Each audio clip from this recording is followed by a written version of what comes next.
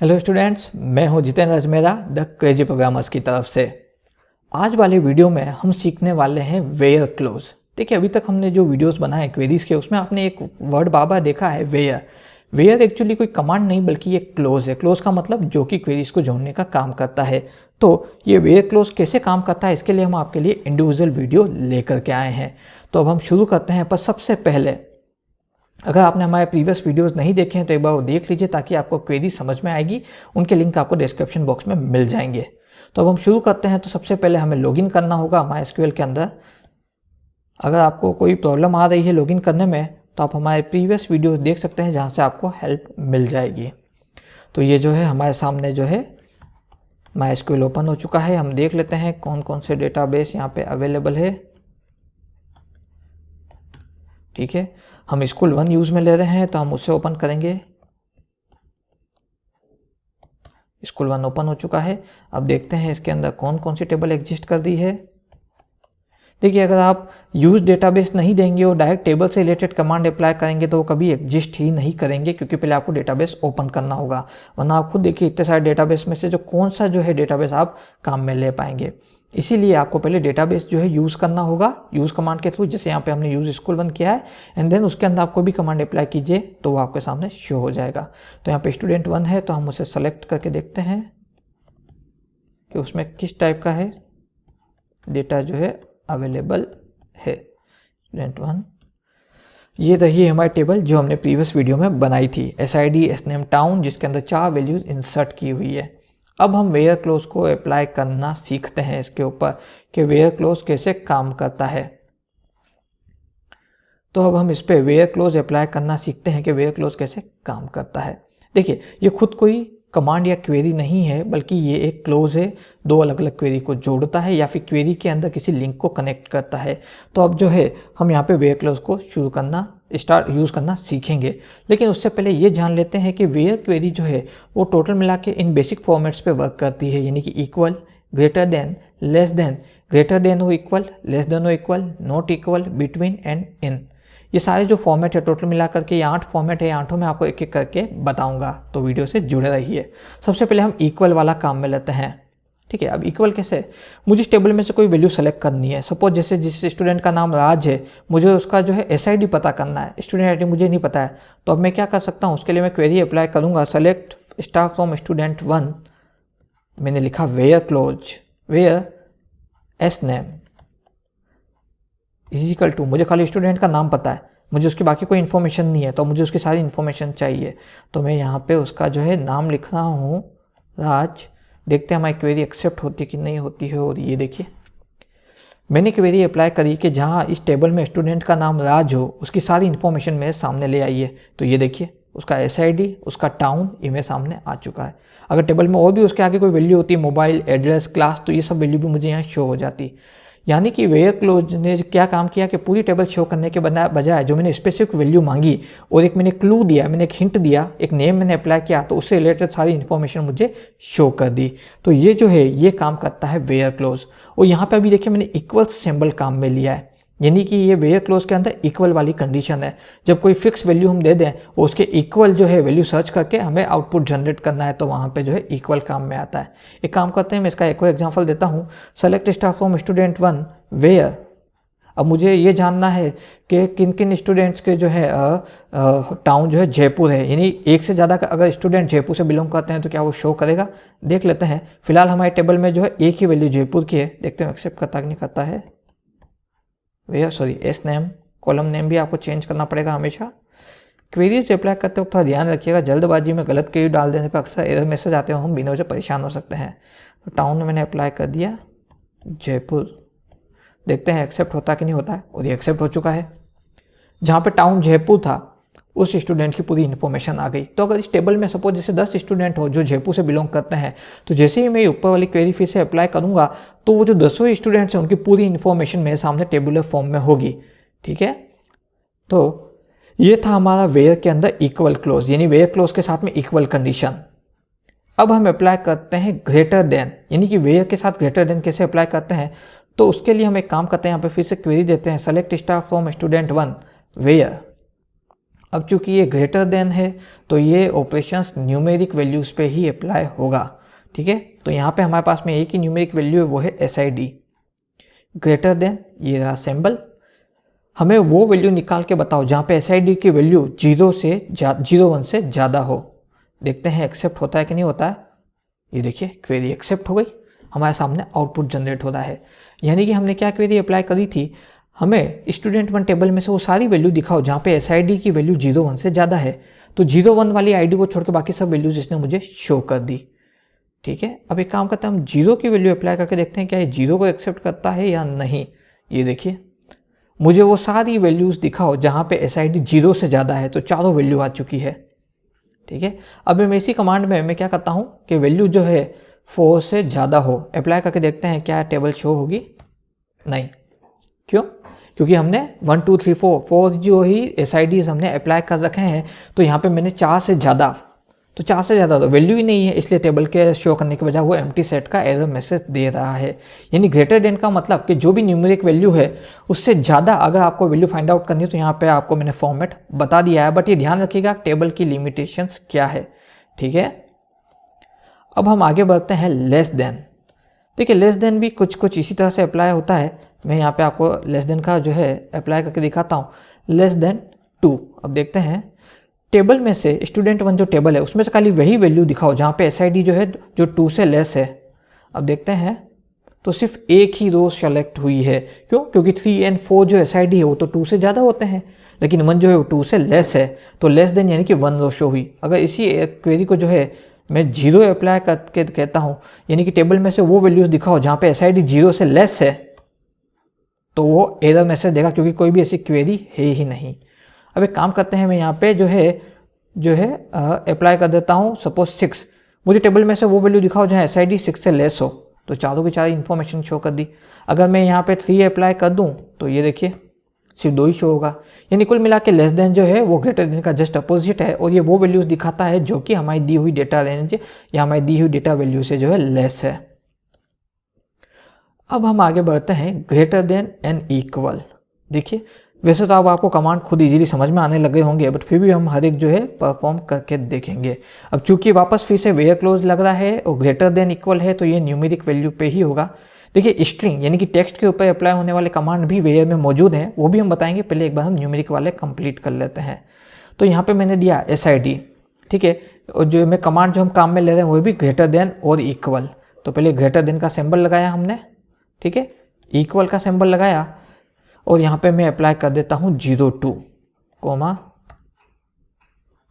मुझे student 1 table में से सिर्फ वही डेटा दिखाओ जहाँ पे SID 02 से ज़्यादा है या उसके इक्वल है। तो 1 वाली जो है जहाँ पे SID 1 था वो हट चुका है, और मुझे 2 3 4 खाली ये तीनों ही जो वैल्यू है शो हो रही है। इट मीन्स कि यहाँ पे 02 से ज़्यादा या उसके बराबर की वैल्यू ही शो होगी, उससे लेस वाली वैल्यूज़ हमें शो नहीं हो रही है, ठीक है। इसी के अंदर मैं एक काम करता हूँ, जो मैं क्या करता हूँ यहाँ पे 3 अप्लाई कर देता हूँ, देखते क्या होता है।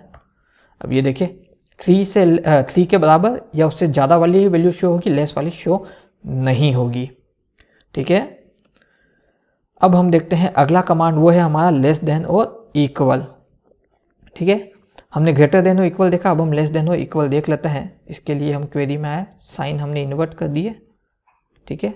इक्वल हम अप्लाई करते हैं 03, देखते हैं क्या होता है। वो टेबल हमारे सामने है।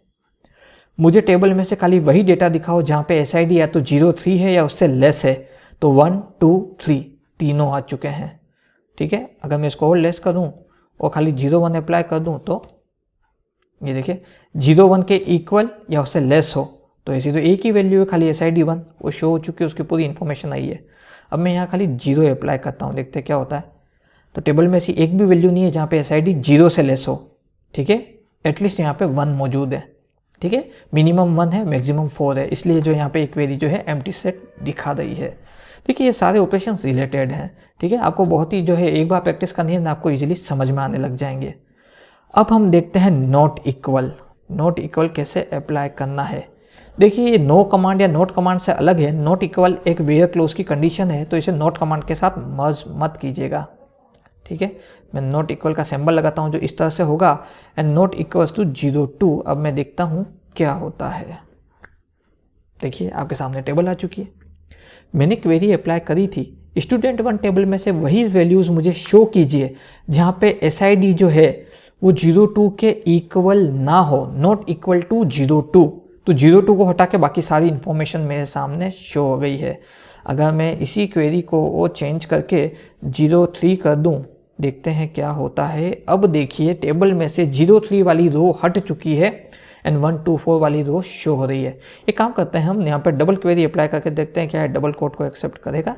देखते हैं 02 एरर मैसेज आ रहा है, इसको एक्सेप्ट नहीं करेगा, तो ये सिंगल वैल्यू पे वर्क कर रहा है। ठीक है, अब एक काम करता हूँ, मैं इसको खाली 0 अप्लाई करके देखता हूँ।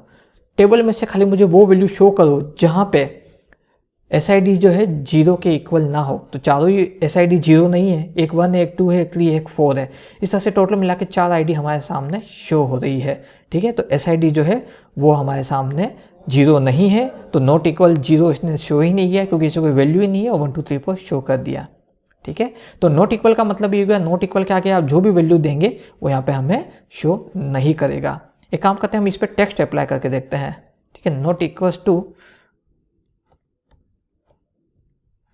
टेक्स्ट हमेशा हाइपर कोट्स में आएगा। देखते हैं एक्सेप्ट होता है कि नहीं होता है।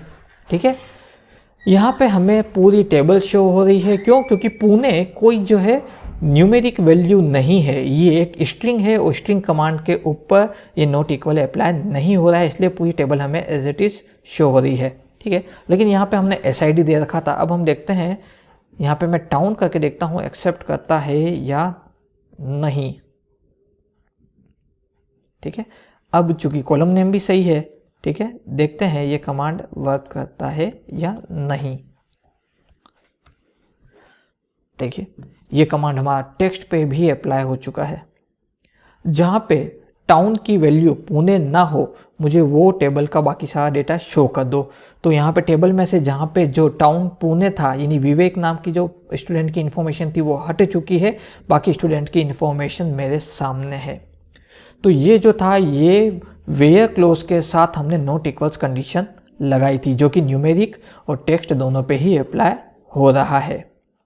ठीक है, ये टोटल मिला के अभी तक हम 6 कंडीशन देख चुके हैं। अब हम बढ़ते हैं 7th कंडीशन की तरफ, बिटवीन। अब बिटवीन काम कैसे करता है उसके लिए पहले हम क्वेरी अप्लाई करके देखते हैं। ठीक है, तो यहाँ पे देखिए बिटवीन भी डेटा रेंज को एक्सेप्ट करता है, तो ये न्यूमेरिक पे अप्लाई होगा। एक बार हम देख लेते हैं। ठीक है, वेयर SID।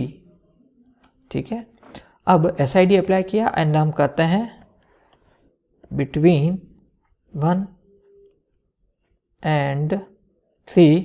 ये हमने अप्लाई किया। देखिए 1 और 3 के बीच की सारी वैल्यू हमें शो कीजिए, तो यहाँ पे शो कर दी है।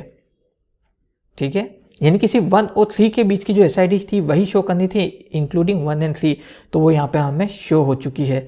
अब अगर मैं इसमें खाली 1 और 2 कर दूँ, क्योंकि 4 पे तो पूरी टेबल शो हो जाएगी, तो मैं 1 एंड 2 पे करके दिखाता हूँ क्या होता है। ये देखिए 1 और 2 के बीच में कोई वैल्यू नहीं है, 1 और 2 दोनों ही डायरेक्ट है, तो 1 और 2 को एक्सेप्ट करके इसने दिखा दिया है।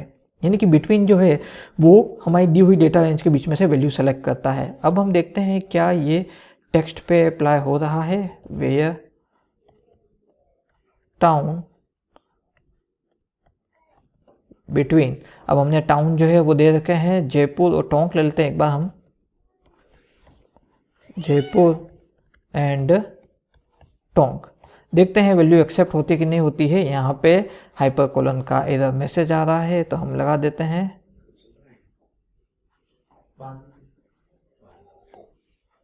ठीक है, यहाँ पे हाइपर कोड लगा देता हूँ जयपुर एंड टोंक। देखते हैं टेक्स्ट पे अप्लाई हो रहा है कि नहीं।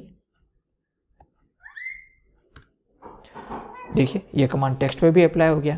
जयपुर और टोंक के बीच की सारी वैल्यू जो यहाँ पे हमें शो करनी है और जिसने हमें शो कर दी। यानी सिंपल सा ये जो क्लोज है वेयर के साथ में जो बिटवीन, ये हम जो भी रेंज देंगे रो के टेबल्स के अंदर रो वाइज, ये उन वैल्यूज़ के बीच की सारी वैल्यू और उन दोनों वैल्यूज़ के रिलेटेड रो इन्फॉर्मेशन भी हमें शो कर देगा। तो यहाँ पे मेरे सामने ये इन्फॉर्मेशन जो अभी फ़िलहाल शो हो रही है, जहाँ पे SID SNAME और टाउन मुझे शो हो रहा है। यानी कि ये जो वैल्यू है ये पूरी तरह से टेक्स्ट और न्यूमेरिक दोनों पर ही अप्लाई हो रही है। अब आगे बढ़ने से पहले एक बार मैं अपनी स्टूडेंट टेबल को पूरा शो कर देता हूँ। ये पूरी टेबल हमारे सामने है। अब हम बढ़ते हैं वेयर के साथ, वेयर क्लोज के साथ जो लास्ट कंडीशन लगती है वो है इन कंडीशन। अब अप्लाई करके देखते हैं क्या होता है। ठीक है, ठीक है,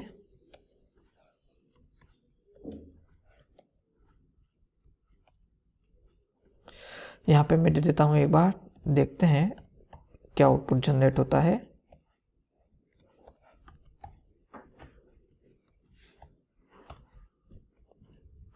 यानी कि ऊपर जो हमने बिटवीन देखा था स्ट्रिंग के न्यूमेरिक वैल्यूज़ के लिए, वही चीज़ यहाँ टेक्स्ट के लिए अलग से इन हमें दे रखा है। यानी कि बिटवीन और इन दोनों ही काम कर रहे हैं। टोंक और अलवर के बीच में जो भी वैल्यूज़ हमें शो करनी, तो बाय डिफ़ॉल्ट कोई वैल्यूज़ नहीं है, तो वो खाली उन दोनों वैल्यूज़ को ही शो कर रहा है। अब मैं इस कमांड को चेंज करके अलवर के साथ जो है पुणे डाल के देखता हूँ क्या वैल्यू एक्सेप्ट हो रही है। देखते हैं क्या होता है। और ये देखिए इन पुणे एंड अलवर, ठीक है। यानी कि मुझे वो इन्फॉर्मेशन स्टूडेंट 1 में से निकाल के बताओ जहाँ पे टाउन जो है पुणे हो और अलवर हो। तो इस टेबल में तो दोनों ही वैल्यू है, तो दोनों ही शो कर रहा है। अब मैं यहाँ पे एक ऐसा टाउन डालता हूँ जो हमने अभी तक डिफाइन ही नहीं किया है। ठीक है, मैं यहाँ पे काम करता हूँ, रायपुर डाल के देखता हूँ क्या होता है। एम्प्टी सेट, क्यों? टेबल में कोई रायपुर नाम की वैल्यू है ही नहीं। ठीक है, यानी कुल मिलाकर के इन क्या करता है, ये आप जो भी ऑप्शंस दे रहे हैं उनके बीच में जो भी वैल्यू मौजूद है उन्हें आपको शो कर देता है। तो ये जो कमांड्स थे ये थे वेयर क्लोज के साथ अप्लाई होने वाले कुछ बेसिक कमांड्स, जहाँ पे हम equal, greater than, less than, greater than and equal, less than और equal, not equal, between and in, ये कमांड्स जो है, ये क्वेरीज जो है हम रन कर सकते हैं। तो ये सब कैसे वर्क करते हैं, ये सब वेयर क्लोज के साथ जो है चलते हैं। तो ये क्वेरी जो 3 हिस्सों में काम करेगी। सबसे पहला आपके सेलेक्ट स्टाफ फ्रॉम तो रहेगा ही रहेगा, देन टेबल नेम, फिर उसके बाद में वेयर क्लोज, एंड देन उसके बाद में जो भी ऑपरेशन आप परफॉर्म करना चाह रहे हो जिस कॉलम पे उसकी वैल्यूज आ जाएगी। मैं उम्मीद करता हूँ इस वीडियो के अंदर आपको वेयर क्लोज पूरी तरह से इस्तेमाल करना आ चुका होगा। फिर भी आपकी कोई क्वेरी है या कोई डाउट है, कोई सजेशन, कोई फीडबैक है या कोई चीज़ आप डिटेल में जानना चाह रहे हैं तो आप हमें कमेंट बॉक्स में लिख करके पूछ सकते हैं, बता सकते हैं। इस वीडियो के नोट्स आपको नीचे डिस्क्रिप्शन बॉक्स में अवेलेबल हो जाएंगे। हमने जो प्रीवियस वीडियोस बनाए थे और उनके नोट्स, उनके लिंक भी आपको डिस्क्रिप्शन बॉक्स में मिल जाएंगे। आई पर्सनली सजेस्ट कि आप उन वीडियोस को विजिट कर लीजिए ताकि आपको डेटाबेस के कंसेप्ट्स और इससे पहले जो हमने क्वेरीज के वीडियोस बनाए थे वो समझने में हेल्प हो जाएगी। हमारे इस वीडियो को लाइक कीजिए और चैनल को सब्सक्राइब कीजिए अगर आप इसी तरह के वीडियोज़ को देखना चाह रहे हैं। अंग्रेजी प्रोग्रामर्स की तरफ से आज के लिए बस इतना ही।